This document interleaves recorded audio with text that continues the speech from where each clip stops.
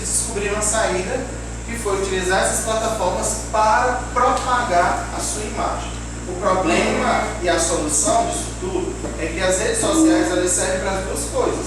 Você pode ter um batalhão trabalhando para levantar a sua imagem positivamente e pode ter um outro fazendo o jogo contrário. Então veja só, tem um churrasco para isso. Será que é Friboi? Isso aqui é uma imagem positiva ou negativa da Friboi? Não, ó, positiva. Porque na época que surgiu, é positiva. Aí nessa, eu não estou. Desconsiderem o que está acontecendo agora, pelo amor de Deus. É porque vocês estão ainda ligados no segundo contexto. No primeiro contexto, quando surgiu a Friboi, era uma propaganda. Desculpa.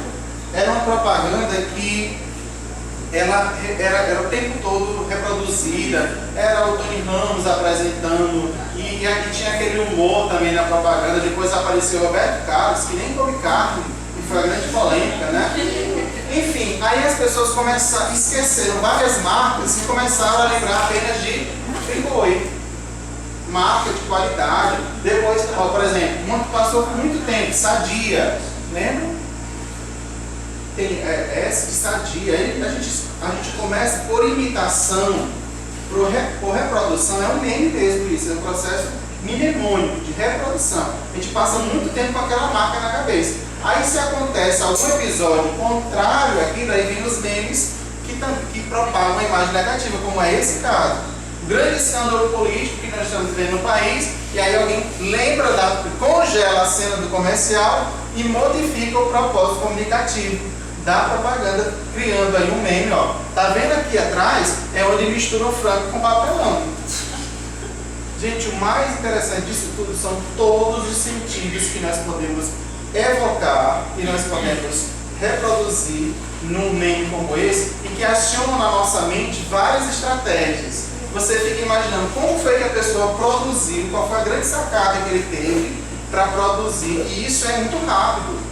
O fenômeno, o contexto, ele está acontecendo e de repente alguém já está ali, ó, tirando uma foto e produzindo um meme, né? E construindo na internet, positivamente, negativamente, fazendo um reforço positivo ou negativo da imagem que está se tratando. Então, com base nisso, ó, nós estamos investigando memes institucionais.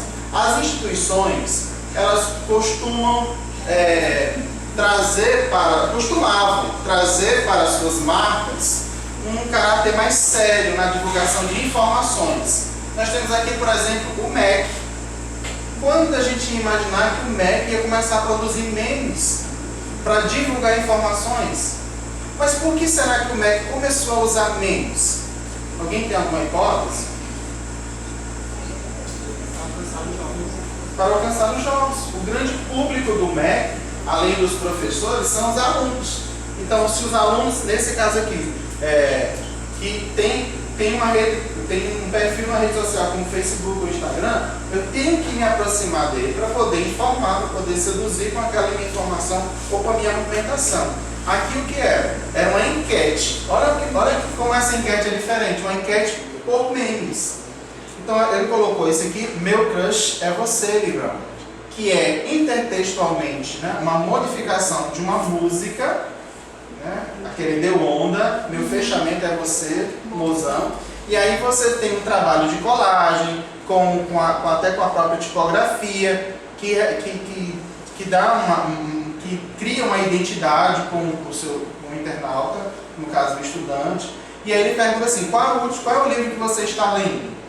Muito mais fácil alguém responder uma enquete assim, um jovem responder uma enquete usando por via de meme, no caso com meme, do que fazer algo mais formal, que é uma pesquisa mais formal. Não é só o MEC que está nessa onda aí, não. Banco do Brasil, ó. Você pode substituir o cartão pelo celular, por exemplo.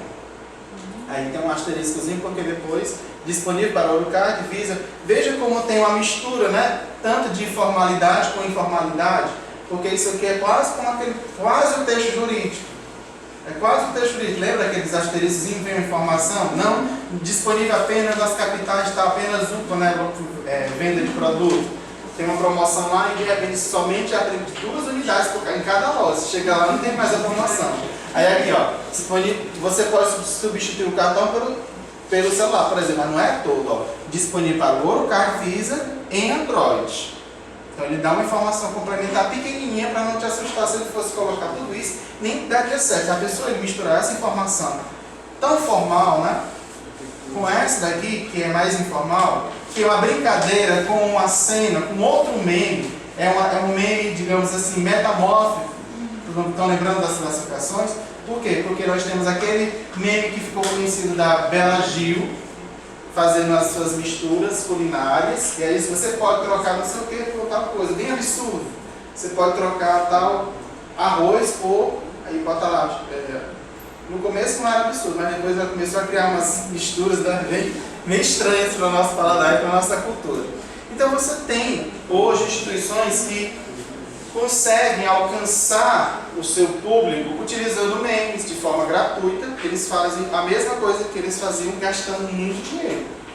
Conseguem construir a sua marca, conseguem atingir os seus propósitos comunicativos usando um gênero recente, emergente, que ainda nós não temos tanto domínio sobre ele. Nós conhecemos, usamos no nosso dia a dia, mas cientificamente a gente ainda precisa estudar mais para tentar entender, né, como ele está evoluindo.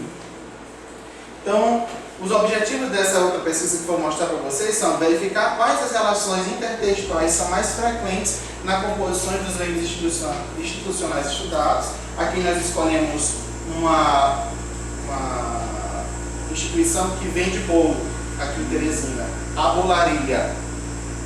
E nós vamos analisar quais as relações intertextuais que estão utilizadas nesses memes. Analisar de que forma as relações institucionais, as relações intertextuais presentes nos memes institucionais analisados nesta pesquisa contribuem para reforçar uma imagem positiva da instituição e de seus produtos. Então, para falar sobre isso, e aqui eu não vou ter como explicar detalhadamente para vocês, mas vou mostrar.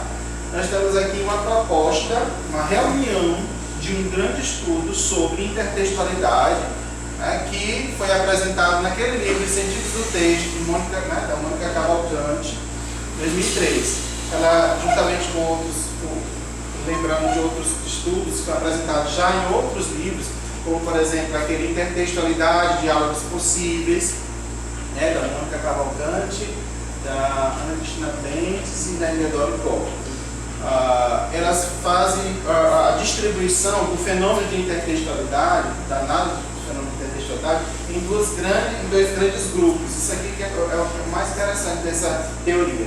As relações intertextuais elas se dividem em 2 grandes grupos. Aquelas relações intertextuais por copresença, que é quando o texto-fonte, aquele texto que você consegue reconhecer no intertexto, ele está ou completo ou parte dele, mas não modificado. Está presente, mas não modificado. E as relações intertextuais por derivação, como o nome diz, que foram modificados. O texto-fonte está ali, mas está modificado. E aí ela distribui, né, em algumas outras categorias, como por exemplo, a citação, que muita gente nunca imaginou que citação poderia ser um exemplo de intertextualidade.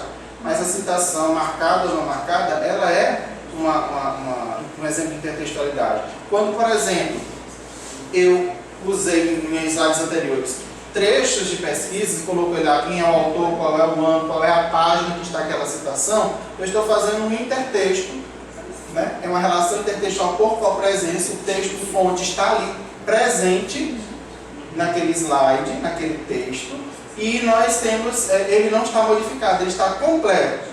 Nós temos o caso então de citações, essas citações acadêmicas, ou eu mesmo quando eu estou falando, estou criando um texto oral e de repente eu digo, olha, fulano já dizia,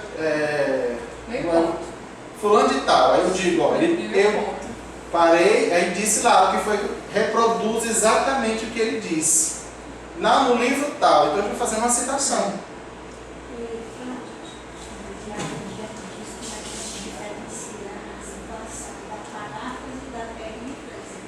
Tá, vamos já chegar ali, ó. Então, essa citação é quando você não faz nenhuma modificação. Existe um outro tipo, bem parecido com a citação, eu vou pular aqui para ele, que é o plágio.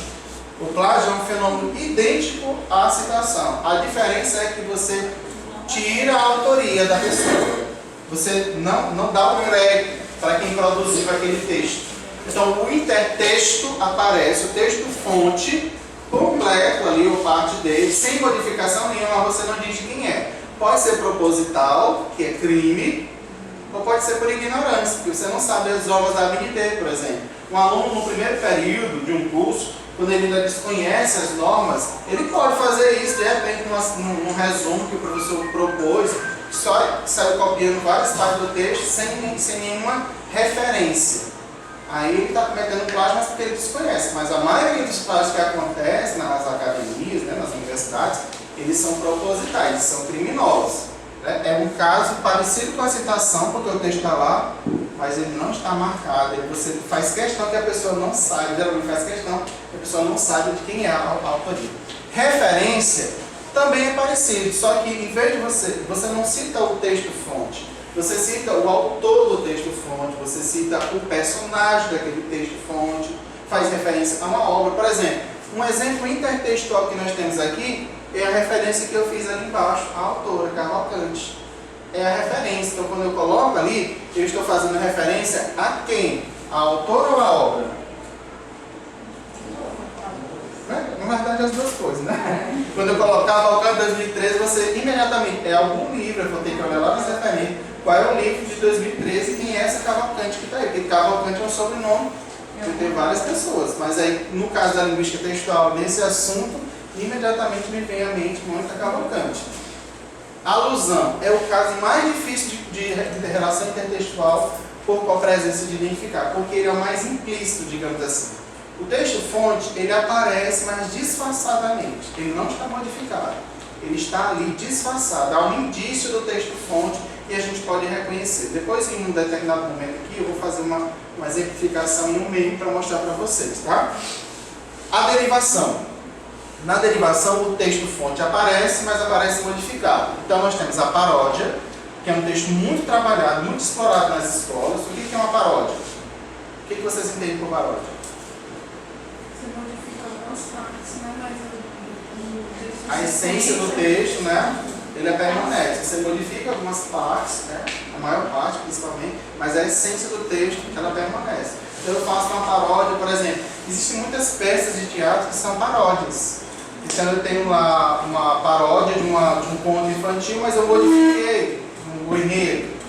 Então a pessoa lembra do contexto e vê que é uma paródia. Aquele filme Shrek, por exemplo, ele é cheio de pequenas paródias, né? Todas juntas num grande mosaico. Ali é um texto.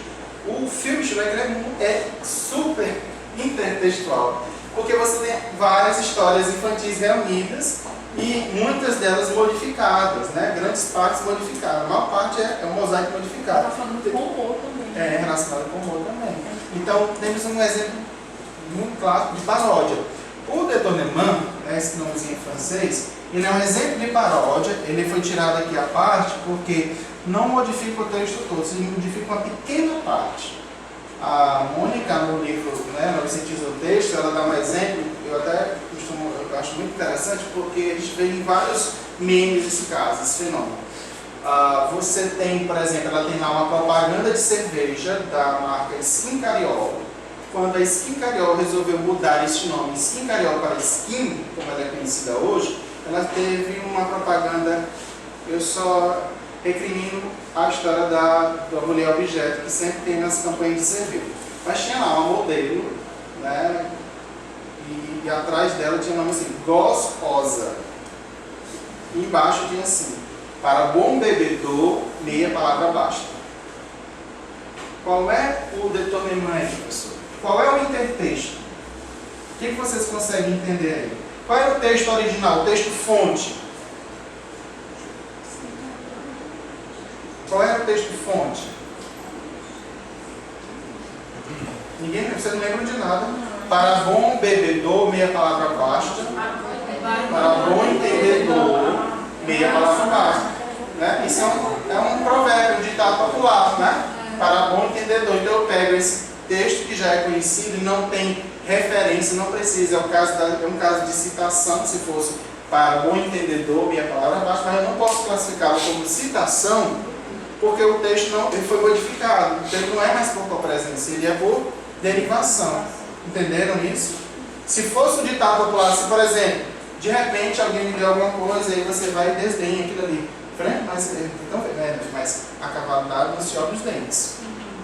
Eu uso, eu não sei quem foi que disse, mas naquele contexto serve, e eu dentro do meu texto eu costuro com um intertexto, que é uma relação com a presença, uma citação. Não preciso dizer quem é porque são ditados populares. Na época em que as grandes ideias, essas ideias se propagavam, sem a necessidade de dizer, essa ideia é minha. Mas hoje, você tem que ir para trinchar uma ideia. Quem foi que disse isso, principalmente na academia, né? Você na universidade, quem foi que disse isso primeiro? Fulano e tal. Pois não diga mais, a não sei que você cite fulano. Então, nós temos o determinante nesse caso, né? Para bom bebedor, minha palavra baixa, porque em vez de entendedor, eu tenho a palavra bebedor. E combina exatamente com o propósito comunicativo. Para bom bebedor, não precisa ter a palavra gostosa, ela está ali na frente e o nome está atrás, você completa o sentido com a imagem e a palavra. Essa era a grande, digamos assim, a grande sacada do comercial da Skin. E também fazia referência a, eu vou até evitar a palavra referência por causa da classificação, fazia menção, digamos assim, à mudança de skin carioca para skin. Basta dizer skin que você vai saber que é skin carioca. Foi bem criativo nesse aspecto, né? Nesse aspecto.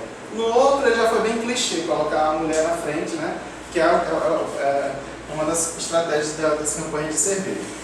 O pastiche é uma imitação de estilo, por exemplo. Um estilo, se eu digo assim, tem até um texto, alguns de vocês já devem ter visto, como seria a história da Chapeuzinho Vermelho contada pelo Jornal Nacional, pela revista Capricho,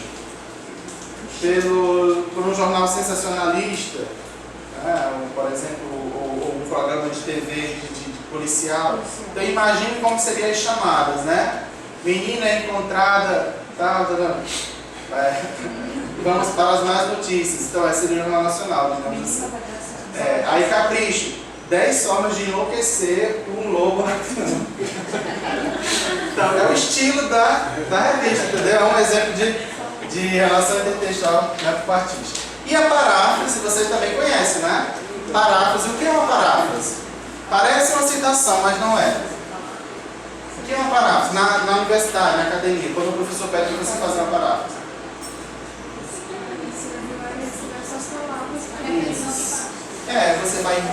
Você vai dizer a mesma ideia, a pessoa vai ter que reconhecer ali a ideia original, mas com outras palavras. Por isso o texto é modificado, é uma derivação. Então, geralmente, quando se faz um resumo, você usa muita paráfrase. Quando você faz uma citação indireta, é obrigatoriamente um exemplo de paráfrase. Porque você resume as informações, traz a essência das informações, mas deixa ali a referência, né? De quem é aquela ideia. Porque se você não fizer isso, também é um plágio. Se você captura a informação de um trabalho e não diz de quem é a autoria daquilo, por exemplo, se você vai falar daquele conceito de gênero, gêneros são relativamente estáveis. Se você tenta dizer isso com suas palavras, mas não dá o crédito à pessoa que pensou isso primeiro, você também está cometendo um plágio. Tá? Só não é tão literal assim, mas ele também pode ser finalizado. Na música isso acontece demais, na fotografia, no cinema, em vários aspectos da sociedade, as pessoas acabam, às vezes até sem querer, reproduzindo, sem saber que aquilo ali já existe, já foi feito. Então, com base nessa teoria, gente, a gente vai analisar a página da Bolaria. Essa é a página do Facebook, claro, isso aqui foi coletado ainda no final do ano passado. Tá? Já foi no final do ano passado até maio deste ano. A gente estava coletando alguns dados. Então, chamou a atenção, olha só essa postagem, na época do Pokémon GO. Né? Atenção treinadores, olha só que está louco para ser capturado nas redondezas da Bolaria. GO! Aí tem lá, Bolaria GO, bolo de caroço, aí tinha lá as informações daqueles cartõezinhos, né? Olha esse outro, o melhor trio que existe depois do Nirvana. Dia Mundial do Rock. Hoje é dia de rock, bebê. Olha, isso aqui é um caso de relação intertextual por presença. Hoje é dia de rock, bebê. Quem foi que disse isso? Foi um famosa, pelo menos no Brasil. Cristiane Torlone, um Rock in Rio, ela estava lá aparentemente assim, né? Alegre demais, ela foi entrevistada e ela disse, hoje é dia de rock, bebê. Aí isso virou um bordão que foi utilizado e reproduzido e virou vários memes. Não, obrigado. E aqui nós temos referência, ó, exemplo de referência, Nirvana, ainda tem os raiozinhos, né, fazendo a menção, e tem lá o hashtag. Namorar é bom, mas eu já ouvi falar em bolo de brigadeiro. Então, veja só a imagem, o meme, aliás, desculpa, a imagem com o texto. Voltando lá naquela pesquisa com a classificação dos memes, vocês estão vendo aí o metamórfico, ou seja, esse meme já existia. Ele foi reformulado. É uma frase que, assim, namorar é bom, mas já ouviu falar em contas pagas? Alguma coisa, né? Sintagma nominal, tal, X é bom. Mas já ouviu falar em. Aí você substitui as duas pontas da frase. Se eu for olhar pelo olhar da pesquisa, nós temos aqui uma relação intertextual que pode ser considerada aqui no caso um detonemã, porque eu tenho uma substituição apenas de partes do texto verbal. Tá? E se eu considerar o texto verbal, porque aqui é o casamento das duas linguagens, o verbal e o não verbal. Não posso esquecer isso, eu não posso analisar só a linguagem verbal, senão eu vou pecar como na linguagem textual pecava no começo. Eu vou passar mais rápido, viu gente? Ó, os opostos me atraem. Mais um exemplo, né, de detonemã, porque só tem uma palavrinha que é uma expressão muito conhecida, os opostos se atraem, me atraem. Um bolo crocante e fofo ao mesmo tempo. Como não amar o bolo de caroço? Essa mistura do Brasil com o Egito. Aí biscoitos de leite com chocolate. São muito criativas, né, gente, essas propagandas. E elas, agora voltando à história da imagem, elas revelam, como é próprio da empresa, né, uma imagem, uma relação positiva. Sempre vendendo seus produtos com um reforço dessa imagem, da qualidade dos produtos, da necessidade, do desejo que as pessoas têm de sentir pelos produtos. E a criatividade de fazer pensar com que texto, fonte eles estão brincando. Porque é uma brincadeira. Não é? É uma brincadeira que está dando certo, que você reforça a marca, você faz com que as pessoas repliquem, né, que façam compartilhamentos. Aqui eu não vi. Mas as pessoas podem compartilhar, porque na hora que aparecia já ia coletando. Minha reação para quando alguém me dá um pedaço do bolo, também é um meme já conhecido, só que você tem a mistura de várias informações, né? De um meme já conhecido, das flores de gratidão que surgiu na época do Dia das Mães, e ela só vem uma vez por ano, as pessoas ficam esperando pelas flores, e quando elas vão embora é uma tristeza danada. Voltou. E aí quando alguém não entendeu o meme, ainda tem um reforço aqui na legenda, ó, muita gratidão. Né? Então lá na palavra gratidão eu explico o porquê das flores no meio do corpo. Quem não é usuário, quem não pratica, quem não vai ativar as informações intertextuais de um meme como esse. Então tem alguns memes, olha que interessante, tem alguns memes que você vai entender a parte verbal, como alfabetizado, né? Mas você não vai conseguir compreender todas as informações, as intenções de quem produziu aquele meme, aquele texto. Porque você precisa reativar várias informações intertextuais. A fome contra-ataque, quando a fome ataca a força neste mundo, né? Um bolo do lar.